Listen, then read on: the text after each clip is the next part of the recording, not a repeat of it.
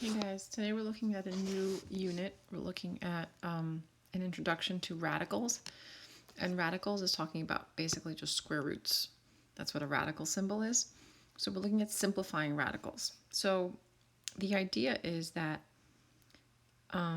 we know that like the square root of 9 is 3. That number is a perfect square. So you can take its square root, 3 times 3 is 9. But a number like 12, the square root of 12, that's not a perfect square. And so this represents an irrational number. And what we want to do is we want to simplify it. And what that means is to remove any perfect squares that are factors of that number. Okay? So to simplify means to remove any perfect squares that are factors of that number under the radical symbol. So what you need to do is to think of perfect squares. So in your mind, when you're simplifying radicals, you should always have a running list of 1 is a perfect square, but 1 goes into everything. 4 is the next perfect square. 9 is the next one. So that's 3 times 3, 16, 25, 36, 49, 81. Did I miss any? I missed 64, right? What do we have? 5, 6, 7, 8 here, 64, and 100, right?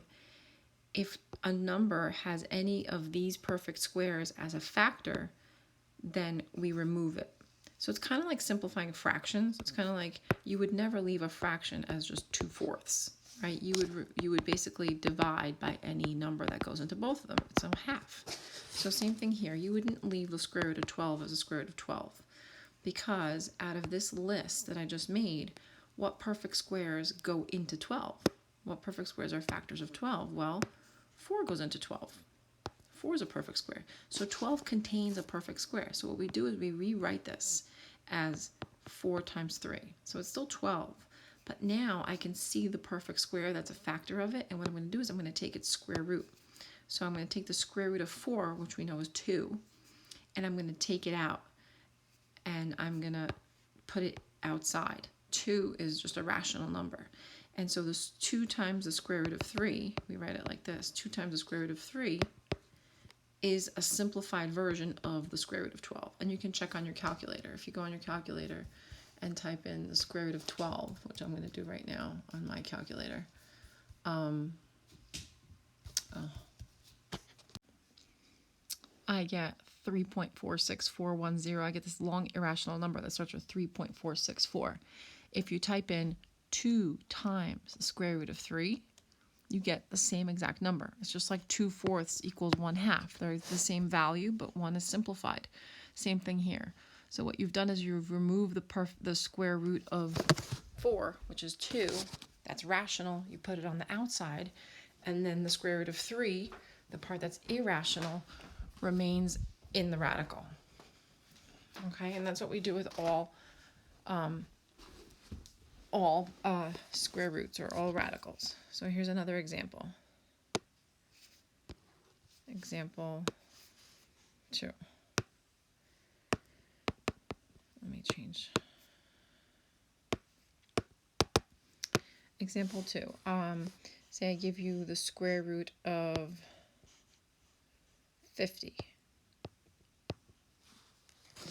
So in your mind, you have to go, okay, is it divisible by, well, we know it's divisible by 1, but is it divisible by 4, 9, 16, 25, 36, like all the perfect squares that you know.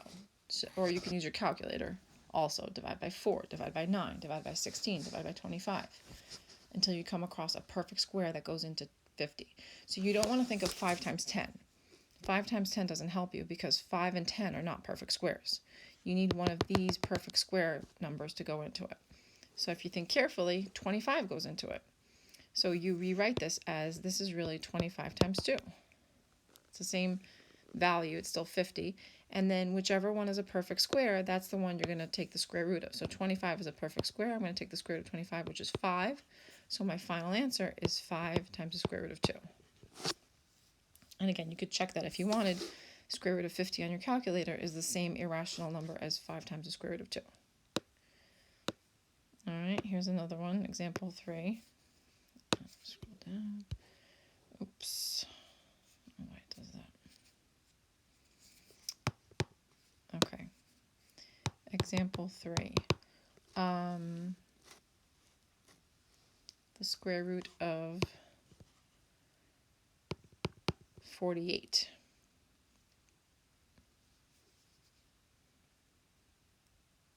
So I think I have to, sorry guys, I have to move this.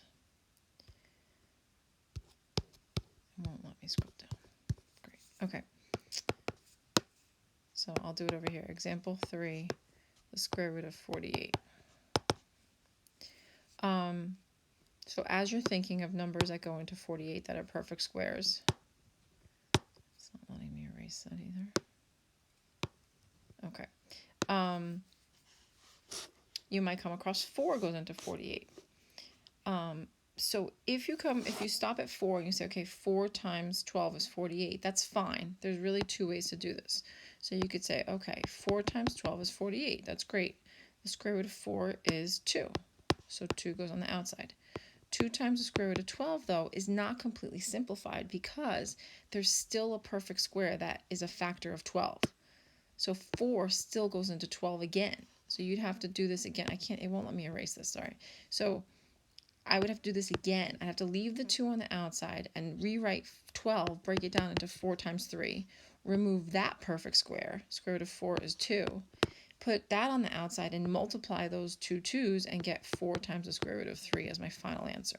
So you have to simplify it down all the way. If you find one perfect square factor, it doesn't mean that it was the largest necessarily. It's just like when you reduce a fraction. Like if you give a little kid 50 over 100 and they only divide each number by 2, that's not going to simplify the fraction completely, right? They'd have to simplify again. So if you could find the biggest perfect square that's a factor of the number, that's your quickest solution. So instead of recognizing that 4 goes into 12, you might recognize that 4 goes into 48 rather. You might instead see, oh, wait a minute, 16 goes into 48. So this is really just 16 times 3. If you can do that, you just do the problem faster and in one step. So here you say, oh, square root of 16 is 4. So this is 4 times the square root of 3. You get to the same answer, but you do it in one step if you could find the biggest perfect square that goes into that number. Okay, but it's okay to do it in 2 steps. If you want to do it this way, if the quickest way, like the first factor you think of is 4, and then you recognize that 4 goes in, and then you see, oh, well, 12 still contains a perfect square, I have to simplify again. The mistake would be to stop here. You can't stop there, right? Just like you can't stop at 25 over 50. You have to simplify it all the way to its simplest form, which is 4. We also say 4 radical 3. So you could say 4 times the square root of 3 or 4 radical 3.